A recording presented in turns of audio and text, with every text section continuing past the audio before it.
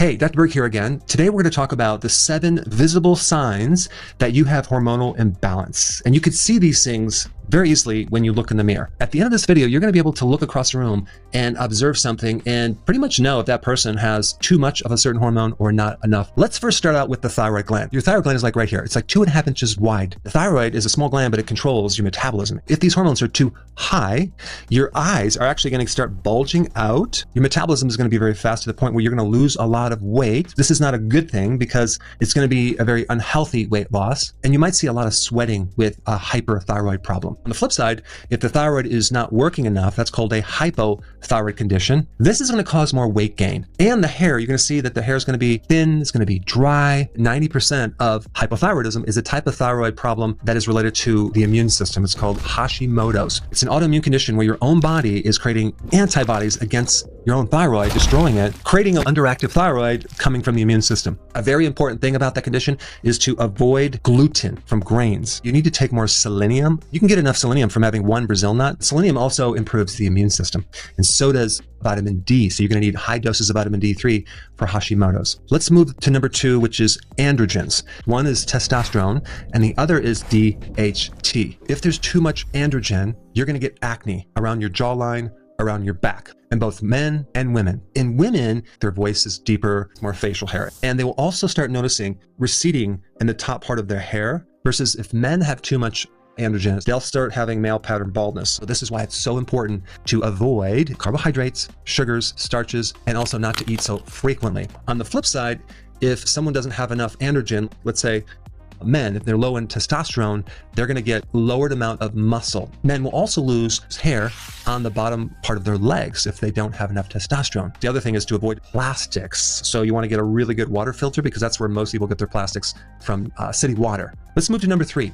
Cortisol. Cortisol is a stress hormone, and if it goes too high, you're gonna get cortisol face, like a round face. I used to have that. If there's too much cortisol, you could get like a buffalo hump on the back part of your neck. You'll tend to gain weight in your midsection. In females, a lot of times you'll see exaggerated stretch marks from too much cortisol. Cortisol will age you. It makes your skin thin and wrinkly. Number 4 is estrogen. What happens when the estrogen goes high? Your face will be puffy. You might see spider veins in the legs, skin tags, and something called melasma, which is this pigmentation thing on your skin. You might see little patches of a darker complexion. But you can also see estrogen dominance from someone on birth control pills or estrogen replacement therapy. What happens when your estrogen goes down during menopause, for example? The skin and collagen start to disappear. This is why you start looking older, or you get wrinkles, or the skin looks thinner. You also have to realize that estrogen comes from cholesterol. So if you're on something that lowers cholesterol, or you're on a low-fat diet, that could be a major reason why your estrogen also is excessively low. Number 5, growth hormone. Typically, if your growth hormone declines too much, it's just going to make you look older, and it's also going to affect your muscle. When growth hormone goes down, we gain weight, especially in the midsection. A couple things to know about growth hormone to increase it.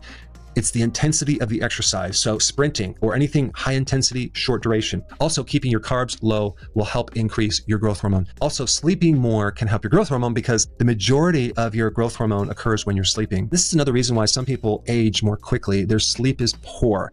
If your sleep is poor, you are going to look older. Number 6, progesterone. When progesterone goes up, it's actually very, very rare. Probably have some mild fluid retention.